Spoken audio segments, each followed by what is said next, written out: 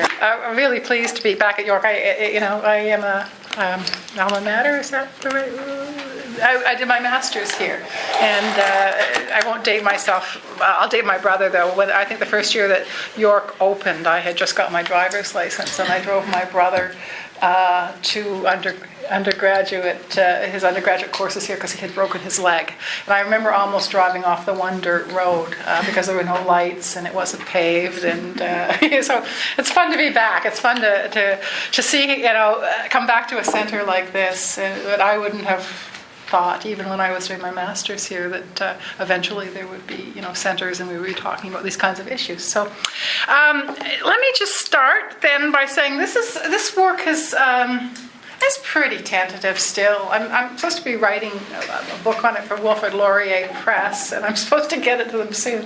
And I still feel there's just so much that I don't know, and I would really love to your comments. But what I'm trying to do is to think about the Canada-U.S. border, to revisit some questions that Victor and I raised in our book, and I'll explain that in a minute.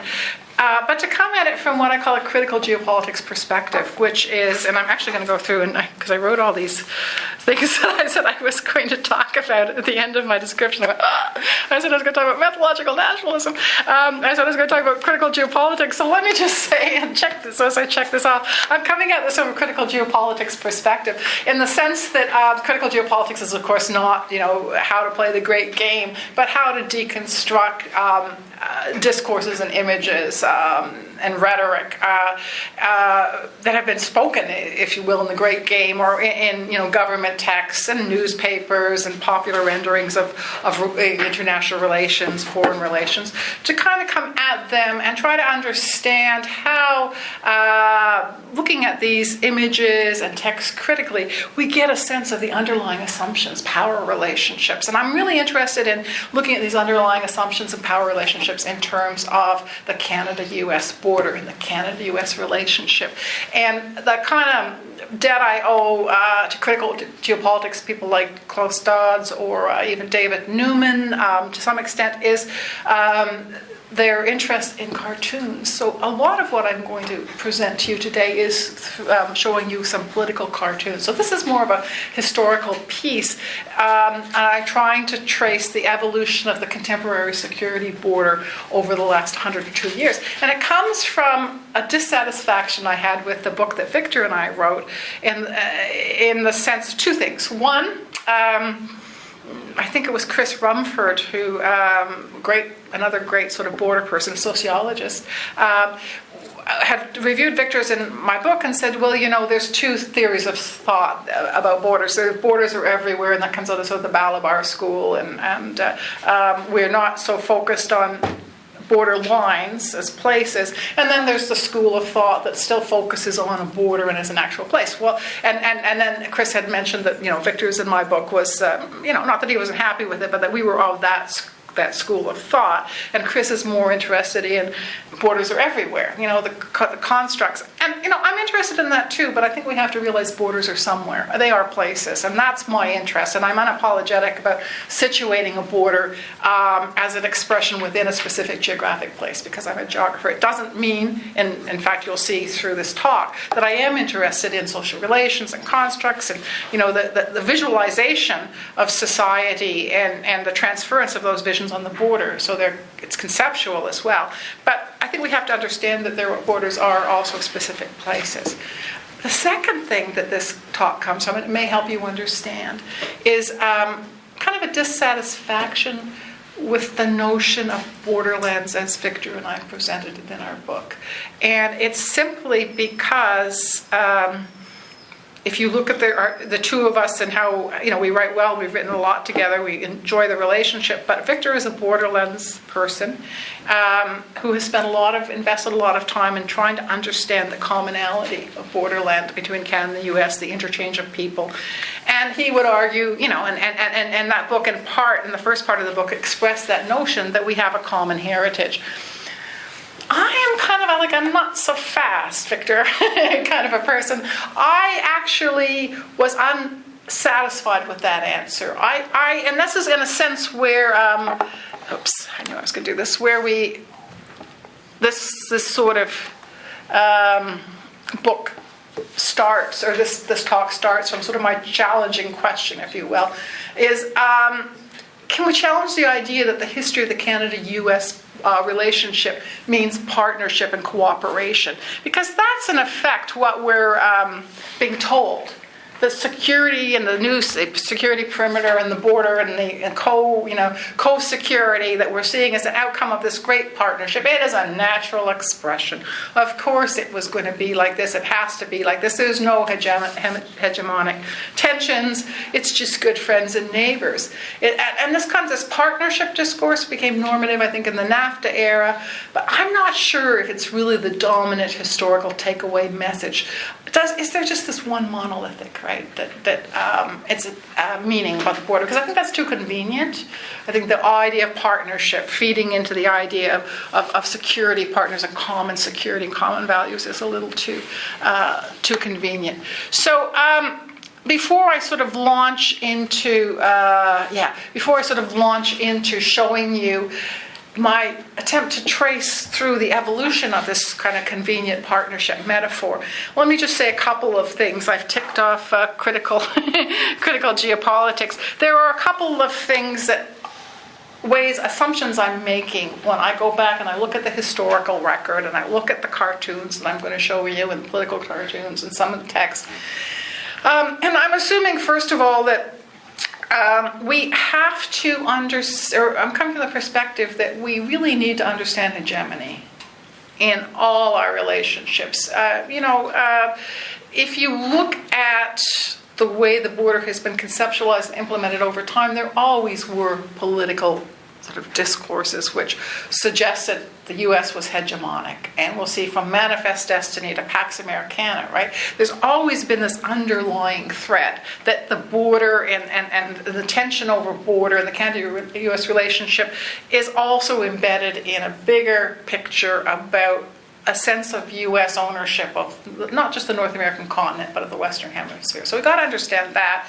And think about, how does that play? I mean, does that play into this whole notion that there are, the U.S. is an empire? And that was a big kind of discussion a few years ago, was empire. Was the EU empire, was the U.S. empire? Should we just understand the U.S. as an actor out there trying to throw their weight around and secure territory?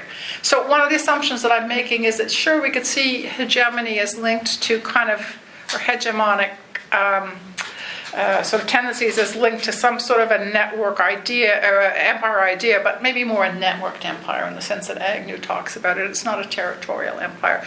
It's an empire of influence. It's an empire of connections. It's and that's what hegemony is: interest in connections. Whether it's interest in for economic reasons or resource reasons. But we're not talking about empires that are marching in with armies, because they don't need to. And that's the third assumption we're playing with. The idea is that I think William Walter probably talked about when he was here, that border technologies today are quite diffuse, right? So that the kind of technology you have implemented, biometrics, for example, although that's not really something that's standard practice yet along the Canada-U.S. border.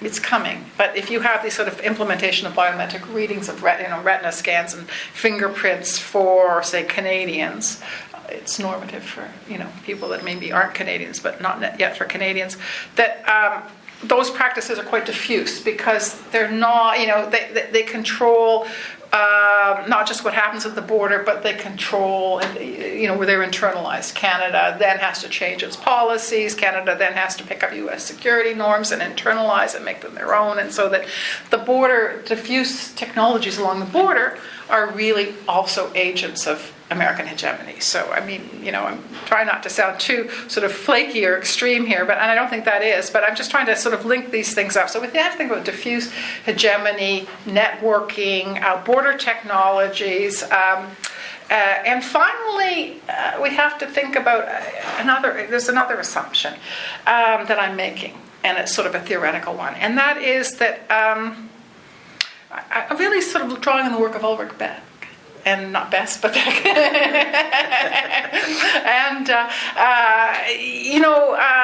Beck has said many things, but one of the things I found was very interesting was his idea that if you follow through the sort of thinking about hegemony and empire and networking, and I mean, I'm putting my spin on it, but the U.S. today has a hegemonic discourse. It's not manifest destiny anymore. And we'll talk a bit too in a minute about how this is translated into Pax Americana. And we're all aware of the Pax Americana and the idea of markets and democracy and the American view of the world. This view that we, in a sense, buy into. We talk about Canadian values, but they're not that much different from the Pax Americana. And Beck has argued that this is where it kind of gets fun. That in Europe, you have all of these sort of transnational interactions going on. And these transnational interactions, in the case of the building of the EU, have built a society that's quite cosmopolitan, quite global, quite truly transnational, hybrid. It's not and we could argue this, but this is, sort of one end of the continuum that Beck is talking about. So we have cosmopolitan society and sort of transcendent transnationalism, at least within the EU. And Beck has argued that that's impossible in North America because Pax Americana is not it's not hybridizing. It's not it's a one-way universalism is what he calls it. So cosmopolitanism is impossible in North America. It's always going to be North American norms, American standards, and by extension, in my thinking, American security standards, right? So that right away we're trying to understand what's happening in North America as kind of like a failed transnationalism, if you want to call it that, or at least I'm trying to understand it that way. And Beck, sort of sets things up and begins to talk about reflexivism, right? So the assumption that I'm making is that in North America, borders are reflexive, right? That transnationalism doesn't always lead to transcendence. For every push, there's a pushback. And so what I'm really trying to show in some ways here is that Beck's notion that North American borders will never be truly transnational, will never, overcome their sort of a bias towards American security norms and values and political assumptions and hegemony. They will remain reflexive. And once I sort of got to that, I began to get kind of happy theoretically about what I was talking about. And I do, in my own work, sort of throw in another piece as well. This is a fairly new theoretical piece to my work, and that comes from Balabar. And Balabar is the same guy who says borders are everything, but that's not the bit of his theory that I'm interested in. I'm interested in how he looks at nationalism and racism and othering. And I think Balabar has some really interesting things to say about how racism is a historical system of complementary exclusions and dominations, mutually interconnected, and that nationalism isn't racism, and racism isn't nationalism, but the two feed into and contribute to each other and lead to interiorizations and exteriorizations. And so when I show you, we work through the sort of Canada-U.S. relationship over a few, the next slides, we're going to kind of come to that issue about how common identities that seem to bridge and interiorize, I suppose, also can exteriorize. Right? And so it's this reflexive border. And what I'm arguing here is that we'll see over the last 100, 200 years that this discourse of partnership simply hasn't been there. That is a construction, and a very recent construction or gloss about the Canada-U.S. relationship, which very much serves sort of the neoliberal security sort of Marxist kind of border. It justifies, authorizes it, and brings us there. And at the same time, what I also want to, in all of this, there's another issue that I want to look at, and I'm going to get to that in a minute, and that is this plays to an idea that you hear over and over, particularly from more sort of conservative, more neoliberal-leaning writers and historians in Canada, that we as Canadians have this latent anti-Americanism, and that it's dysfunctional and it's problematic.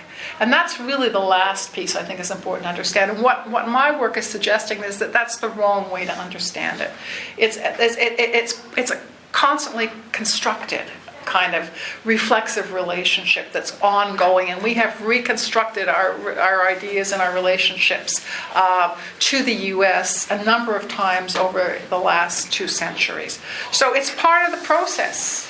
It's a marker for a process that's going on, rather than some hoary old idea that we have to sweep under the rug. It's as old as grandma, and we never thought that way anyway. It is an important marker of a process, right?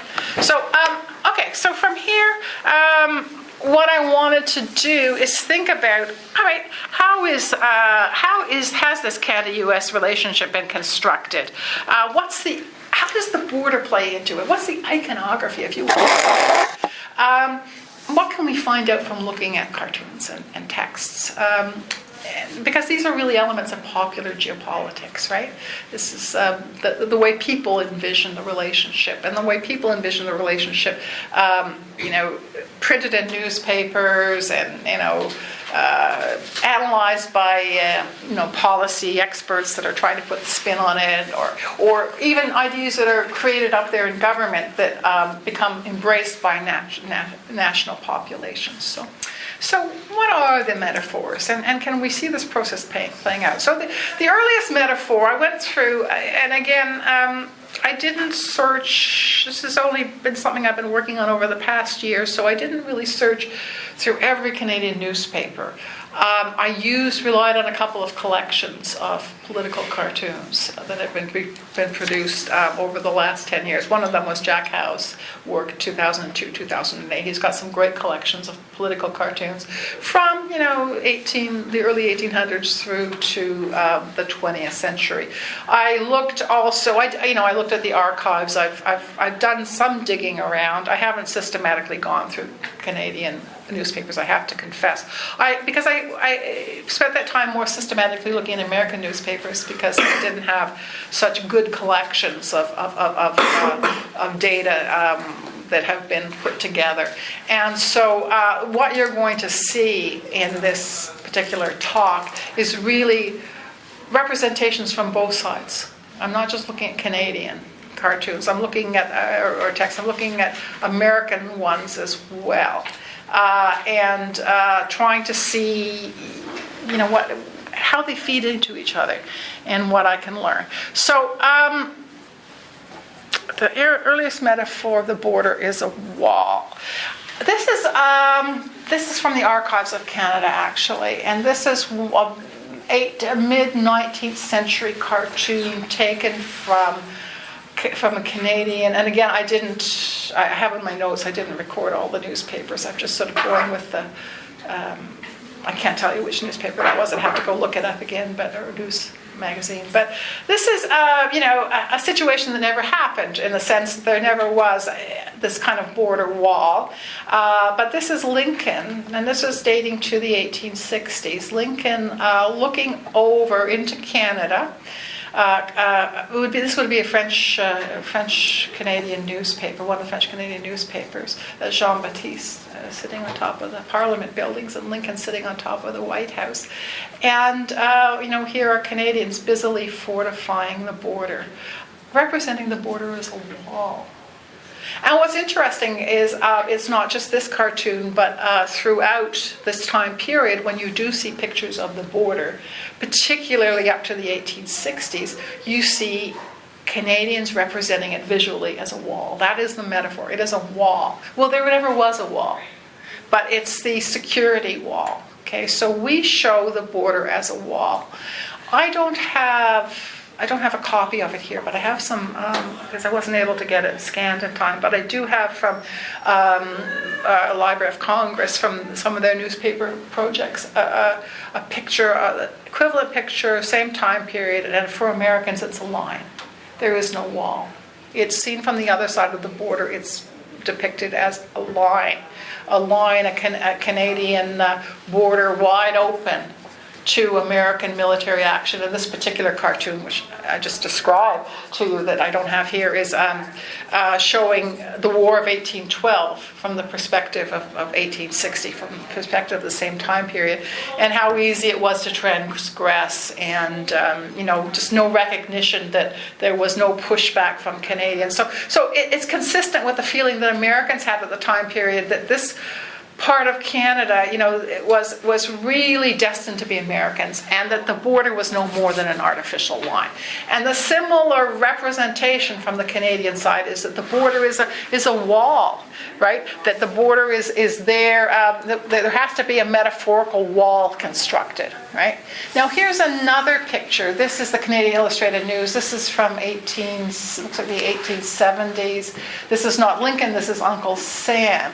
And again, what's rather interesting here is that's not a wall, that's a fence. There are some representations of the border as fence. This particular time period in the 70s was past, we'll come back to think about annexation in a minute, but this was past the first blush of annexation discourse. This is when the U.S. was talking quite openly about annexing Canada, trying to interest Canadians in being annexed, trying to interest Americans in annexing Canada, and arguing it was just natural, it was only inevitable. So that debate was about 10 years before, and would come again in another 10 years. But so here we have the border as fence. And what's rather interesting is it's a civilizational border here, or civilizational boundary. Because that fence is open, because there's no threat.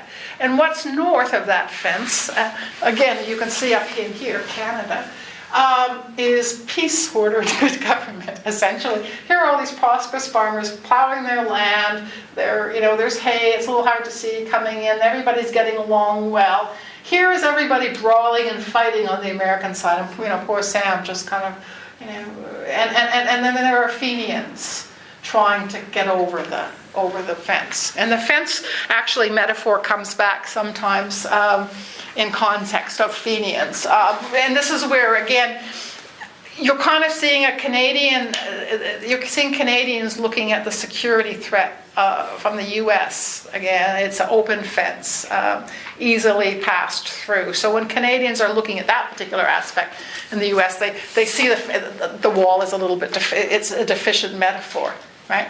So we're starting to see, walls and fences. We're starting to see, quite different representations of the border, depending on what issues are being addressed. But fence and border are clear. Fence and border wall are clearly the two most popular metaphors of the mid-19th century, to represent the Canada-U.S. border and to represent Canada-U.S. relations. And again, not so in the U.S. Not so in the U.S. But the other thing that's happening, and again, this is probably mid 19th century, is in the U.S. you're getting more of this.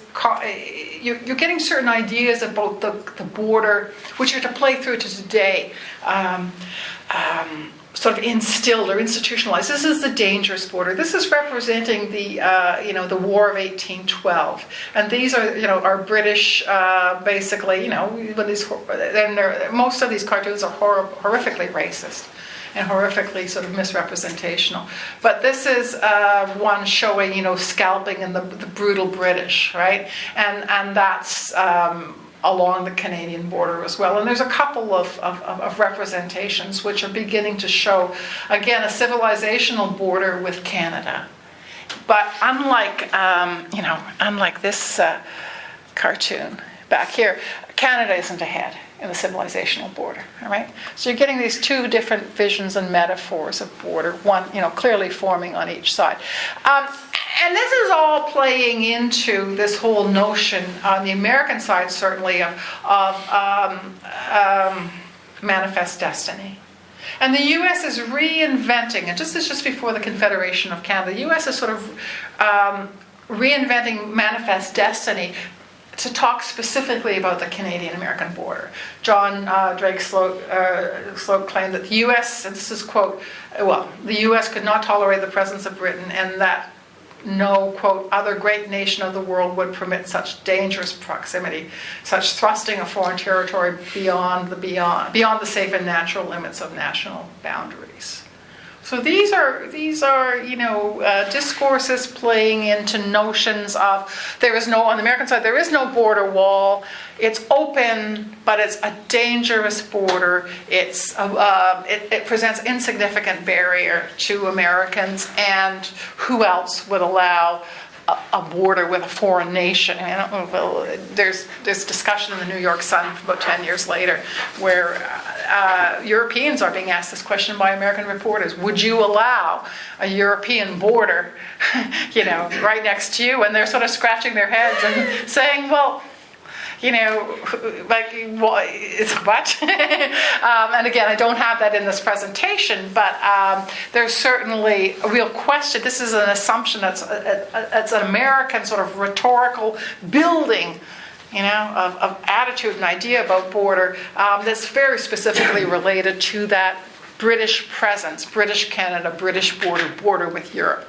Not border with Canada. And even the dangerous, if we go back to the dangerous border, that's a border with Europe, not a border with Canada. I mean, so there's this fascinating sort of ideas and attitudes playing along. Now, remember, none of this is partnership. None of this is cooperation.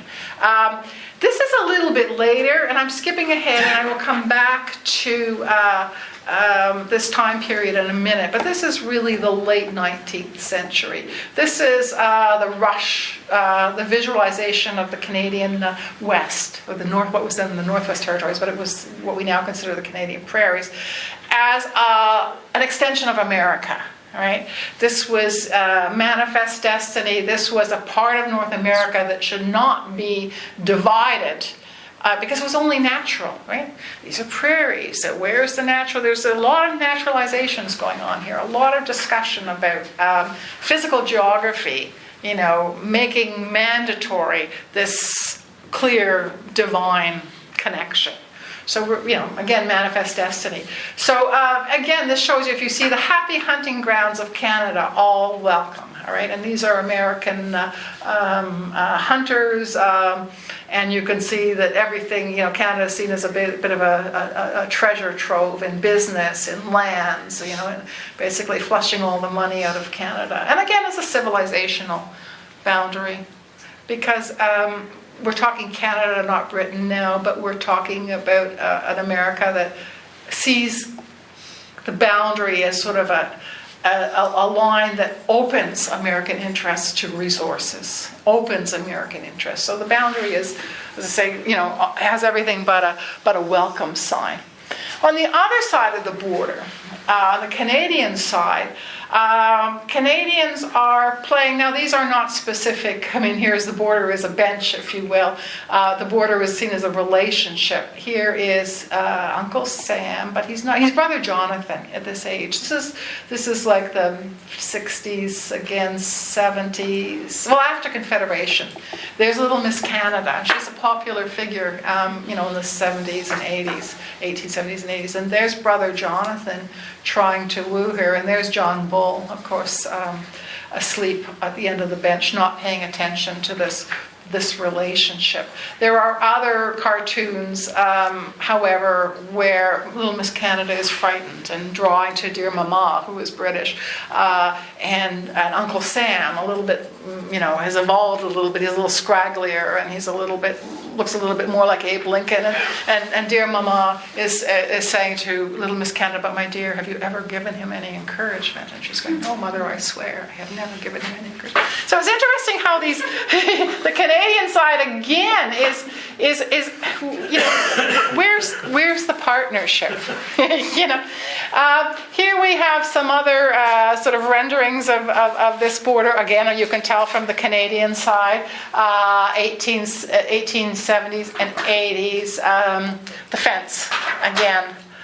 We don't need a wall anymore, and the wall starts to disappear. towards the end of the 19th century, because annexation is over, the military conquest of Canada is over, the fence will do just fine.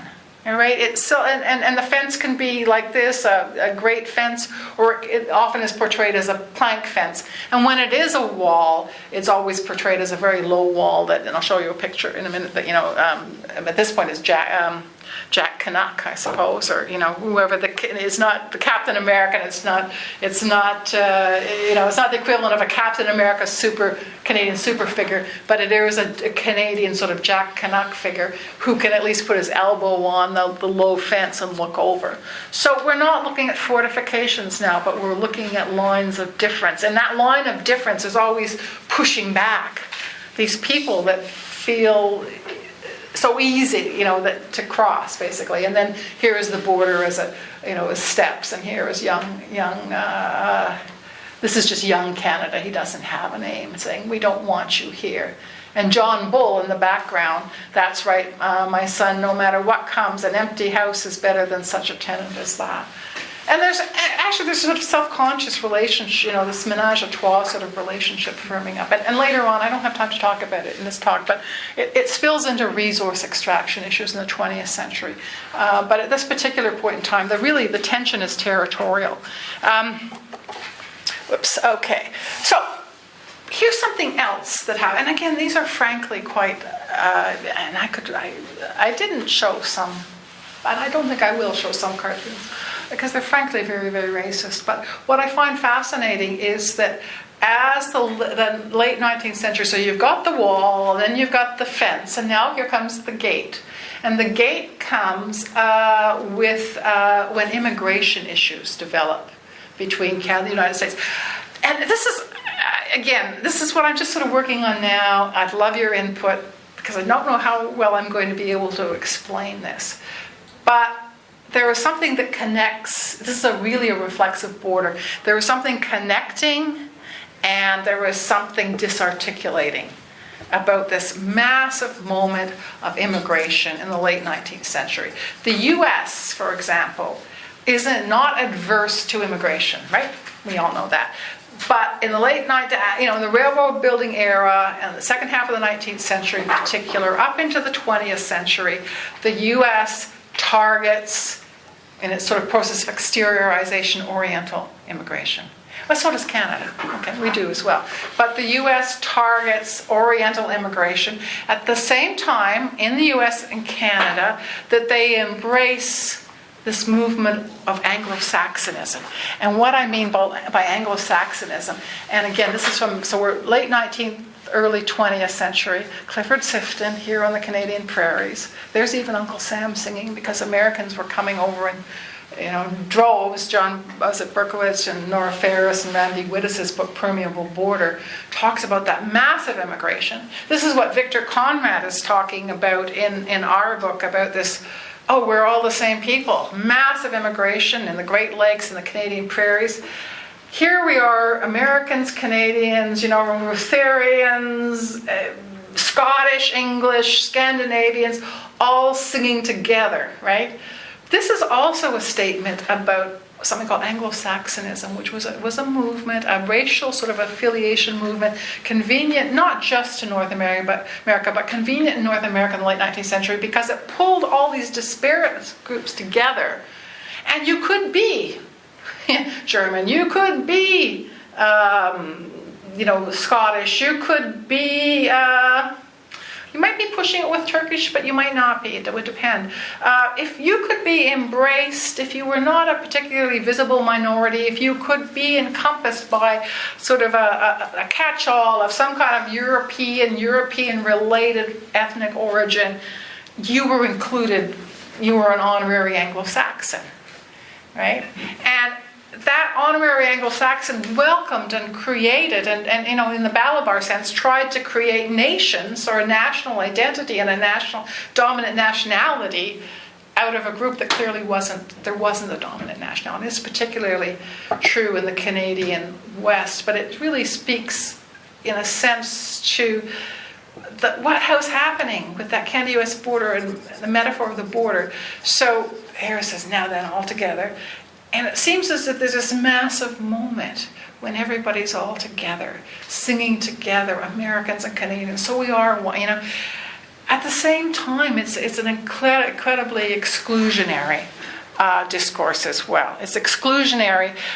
If we go down, because it targets Oriental. It reinforces Oriental, and at the same time, this is where it starts to get really interesting, convoluted. This thinks of smuggling Chinese across the Mexican border. But halfway through, we're talking about the Canadian border. So we're starting to conflate Mexican and Canadian border, as we have today, the dangerous border, the immigration. Now we talk about, Middle Eastern profiling. But this Anglo-Saxon unity brought also with it a very, sort of border technologies that were really focused on immigrations, on people. Before that, hadn't been people. And there are, again, cartoons that will show you in Grover Cleveland's speech in, I think it was 1888, there's this French Canadian with a lumberjack, sort of like a hobo stick or a bag, crossing U.S. customs, and the customs guard is saying to him, you may pass, but your goods cannot. We don't care about the people that come. We're more concerned about manufacturers and economic competition between the two countries. We'll come to the economic wall in a minute. But there's no security wall in terms of immigration. And the moment you get this sort of massive, we're all together now, singing together, and Americans are back, Canadians are back and forth, like dirty shirts, across the border, there is a border immigration technology emerging which targets the Canadian as well as the Mexican border in terms of being a vulnerable border. And being a border in which illicit Chinese immigration was, coming from. There's a new movie, in 2008, the Frozen River. I don't know if you've seen Frozen River, where you also see that metaphor replaying across the Messina, across the St. Lawrence River from Cornwall. So these are things that are reflexive, and that's what I'm trying to get at. The more you have all this immigration, and then suddenly you have these immigration technologies, and then at the same time you say you're not separating Canada and the U.S. You are in Canada. There is this sort of tremendous separation. Okay, then again, the Canadian side, I showed you the American back there, American cartoon, and American newspaper here, and then this is the San Francisco. This is from San Francisco, any of the San Francisco Call. And then this is, again, the Canadian sort of. And this is not presented as a bad thing. This is presented as border working, right? So these are, border securities that seem. Let's just skip that for a sec, because I'll just talk about it. Here's what else is going on, though. In this massive moment where you're internalizing Canada and U.S. under Anglo-Saxon, erasing border, at the same time you're externalizing non-European, North American, you have these developmental borders forming as well. Canadians are reacting to Americans. They're not entirely sure that they want all this American immigration in the West. On the other hand, Americans are also at the same time saying that, let's go here. This is an American newspaper, The Flight of the Farmer Bird. Again, this is another one talking about the Americanization of Canada, right? And there are headlines that, American invasion of Western Canada, talking about, again, the Canadian West as American. All right, Americans are there on the ground, and there's a whole lot of discussion about how advanced Americans are and how will be Canadian. And Canadians are responding to that by this. This is the Canadian side of it. This is, I think this is really very interesting. The wall is gone, okay, because you can't envision this as a wall anymore. The fence is gone. The border is a line, and the border is a very permeable line. And Canadians, in one sense, Americans are being swept over by the pull of golden opportunity, law and order, good government, churches, schools, and home rule, right? And this is just, pulling Americans over. This is the Canadian perspective. This is the American perspective. There's nothing there but wheat. And everything that's coming over across the line is being pulled from the United States. And it really does create this tremendous developmental discourse, which plays out in two ways. A stronger Canadian sort of resistance to, mixing dates up a little bit, but in general sense, the thinking of confederation, defensive expansionism, railways, national policies. Those, in a sense, are resisting, making the line clear, building the territory. So you get these two very reflexive. Again, where's the partnership? Partnership is not being portrayed as partnership. It's being portrayed as tug of war, where the American discourse is constantly the logic of American hegemony, and the Canadian discourse is constantly reflexive. We like the Americans, but we're not American. That really does start quite early on. And that's not a negative identity. If we talk about, you can't have a negative identity, not American. It's not a negative identity, right? It's talking about, in a sense, what Canada is as well. Good government, schools, home rule, a different logic. British Empire, not American Empire, if you will. So all of these things are playing around. But again, I do not see... I don't see partnership. The American discourse, this is not a partnership discourse. This is from the Seattle Republican, 1903. At first thought, it might be considered unfortunate that so many of our people are seeking foreign soil, but it is not. It is only a move in the drama of the destiny of this government.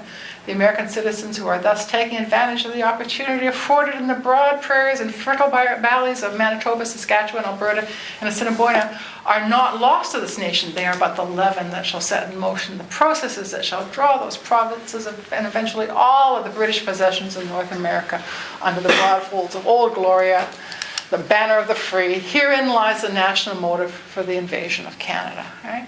So it's a whole different geopolitics. It's the invasion of Canada. It's to make Canada not British, but to make Canada part of the U.S. Okay, so there's other discourses, and there's lots for the 20th century. I'm not going to go into the 20th century, but I just thought I'd show you a few other places where we see these tensions. I talked about the dangerous border, this immigration border, the economic border. Annexation is the big tiger, and the little tiger is reciprocity. This is all 20th century stuff.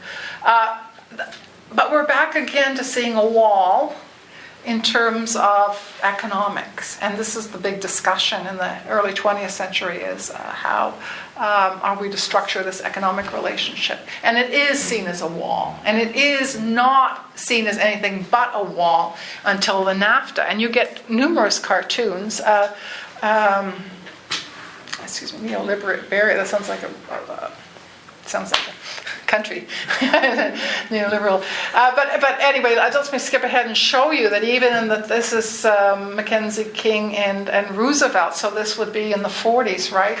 This is the time when you have some security deals going into place, like the Kingston dispensation. My friend is your friend. Not mi casa, su casa. Not quite that, but my friend is your friend. Anyone who attacks you, the Kingston dispensation, we will be allies. My ally is your ally. You're attacked, we respond. So you see this is a trade wall being broken down, and it isn't. But this is the logic, the idea that there is this relationship between the partnership. This is when you're starting to see it, and it comes in context of a security discourse as well. The dominant motif is still protection, but it's not until you get to the NAFTA really that you start, you get that wall goes breaking down the wall. With this sort of neoliberal discourse of trade. And Matthew Sparks is the one that really talks about this, trade also being a political project, a class project, a project of, hegemony project. There is that thinking that once the wall goes and once, the economic relationship is broken down, that partnership metaphor really portrays not a neutral, we're all good friends, health well met or whatever, that it really is a economic security, neoliberal security nexus. And so my thinking in all of this, and this is kind of, I'm going to, shall I skip the Cold War? No, I guess I won't. I won't skip the Cold War. Let me just leave that for a second. I'll tell you my thinking here's another issue I want to raise. This is what Clarkson calls, Canada as the U.S. security lessees. That, the U.S. positions Canada throughout the Cold War, as we talk about partnership. The U.S. positions Canada as its security slope, as its buffer, right, in the Cold War, and you see that clearly in these, the positioning of the sort of the security lines, the DEW line, the Mid-Canada Pine Tree line, and I also think you see it on the left in this very famous, and I still have yet to quite figure out where it came from, but I've seen it many, many times. This notion that there stands the little lights in Canada, and then all of your attention is focused on Alaska, and the cartographic rendering of the U.S. in the middle of this picture. Canada is there as an extension of U.S. security. I think you start to really see, this relationship emerging. And this is the relationship, in a sense, that we're playing on now. So let's just fast forward, and I'm really kind of at the, how's my timing? But I think I'm, pretty well at the end. So this is how we see it now, the common security border. And, Canada-U.S. Partnership Forum, CUSP, for example, in the late 1990s, Canada-U.S. Partnership Forum. It's taken this very recent, thin, I think, partnership based on a very convenient security sort of neoliberal nexus, and it's pushing it back historically. It's another round of interior and exteriorization, I think. But so we see these. This is the IBETs, the integrated border enforcement teams. The Canadian-American joint teams that are supposedly working in harmony on both sides of the border in tremendous cooperation, reflecting that partnership. That's one way to see it. The other way to see it is, a thickening of the borderline. It's always presented as a thinning of the borderline. It's a thickening of the borderline. It's a material. We see this. We were talking this at lunch. The increasing material representation of the border. You can't miss it. It's there. It's signage. It's infrastructure. It's again, where is the partnership? We've got kind of this disconnect. So IBETs, biometrics, information sharing, all of this is supposed to be partnership. But what is it? It's the adoption of American security norms. What are they? The end result, increasing harmonization of immigration, third-party visa waivers going the way of the Mexican visa, independence in immigration policy. I mean, I don't mean to be. I'm not, sort of a scary, fearmonger here. But it's just that there are two ways to see this, and to me, this is just sort of the epitome of kind of a misunderstanding of these what we see if we look at the metaphor of the border and how it's been represented through the past. So this is where I am now, thinking about the common security border. Yeah, I think that's the end of the story. The common security perimeter, based on trust, based on partnership. I really do think that it's recycling, and it's a continuation, maybe under Pax Americana, if you want to call it, whatever you want to call it, that of these themes that we see over 200 years. So it is a reflexive border. I mean, we really have not achieved this transnational state. We haven't achieved consensus. You actually will find that if you look at the polls, fewer Canadians would support common security and security perimeter, or feel that they share the same security concerns as Americans even this year than they might have 2 years ago. So anyway, that's kind of what I'm looking at. And let's see if I checked everything. I have hegemony, securitization, liberalism. I didn't talk about control society, but I think William Walters talked about that when he was here. And methodological nationalism, we won't worry about that right now, too. 9 out of 10 ain't bad, or 8 out of 10 ain't bad. Great. Well, thank you very much. I think we have about half an hour to a little more to open this up to questions. So I'll let you field your own questions. If that's okay. And I'm going to turn the recorder off so you can feel free to